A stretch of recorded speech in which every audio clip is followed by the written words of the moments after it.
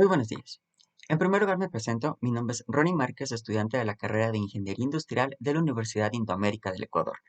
Para esta ocasión y para la materia de lenguaje y comunicación, voy a hablar un poco acerca de la violencia intrafamiliar ocurrida en el contexto de pandemia del COVID-19.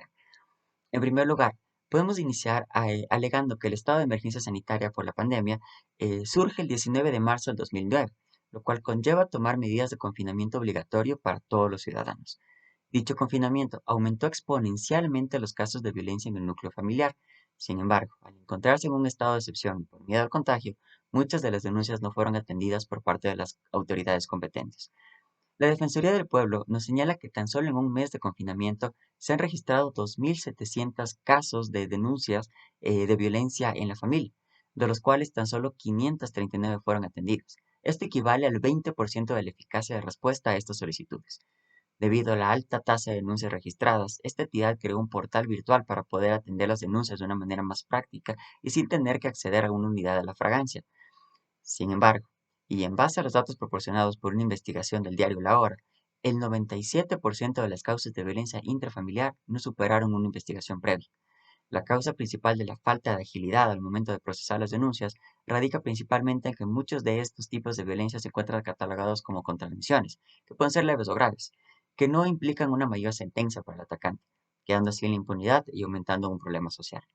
De la misma manera, otro factor que aumentó en gran medida los índices de violencia dentro de la familia ha sido el aumento de desempleo que golpeó al Ecuador, al no estar preparado por una emergencia sanitaria de esta magnitud.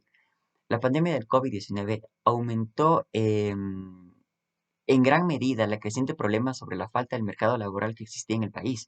Según los datos recopilados por el Banco Central del Ecuador y en el contexto de pandemia, la economía cayó un 6.44%, lo que aumentó los casos de despidos masivos y principalmente en la empresa privada.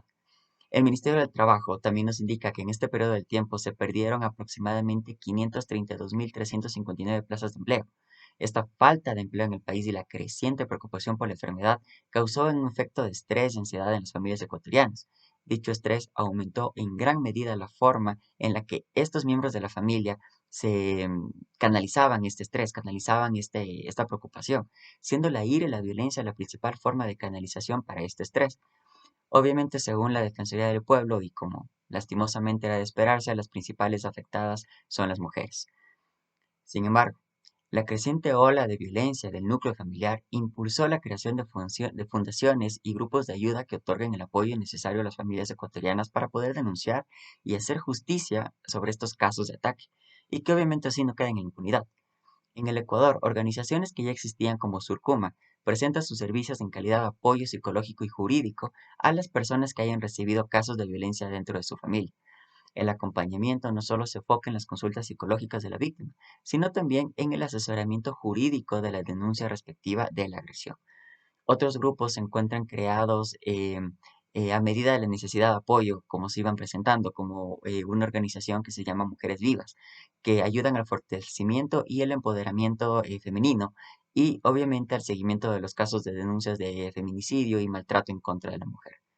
Bueno, en conclusión, podemos destacar que evidentemente la falta de atención y ayuda por parte de las entidades gubernamentales competentes sí marcaron un factor de aumento para la ola de la violencia intrafamiliar en el contexto de la pandemia del Ecuador, ya que la mayor parte de los casos quedaron en la impunidad. Esta falta de ayuda por parte del Estado generó la necesidad de crear organizaciones ciudadanas, grupos de apoyo a las víctimas de esta violencia, siendo los principales aliados para la erradicación de este problema social. Por último, determinamos y comprobamos en base a la investigación que se realizó que en sí, la decreciente economía del país sí generó un factor determinante en los casos de violencia intrafamiliar. Ya comentó el grado de estrés en el núcleo familiar. Muchas gracias.